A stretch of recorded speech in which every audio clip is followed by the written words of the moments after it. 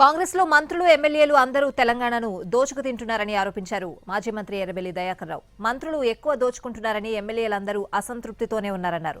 దొంగ హామీలకు మోసపోయామన్న ఆవేదన ప్రజల్లో ఉందని చెప్పారు. రేవంత్ రెడ్డి పచ్చి అబద్దాల కోరని, డబ్బులు ఎవరిస్తే వారి వైపే మాట్లాడతారని ఆరోపించారు.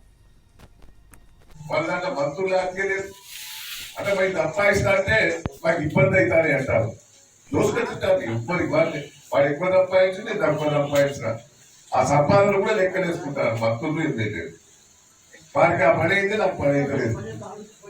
దయచేసి ప్రజల సమస్యలు పరిష్కారం చేస్తలేదు. దోసుకు తినే ప్రయత్నం ఉన్నారు. అహంకారం కూడా బాగా పెరిగిపోయింది.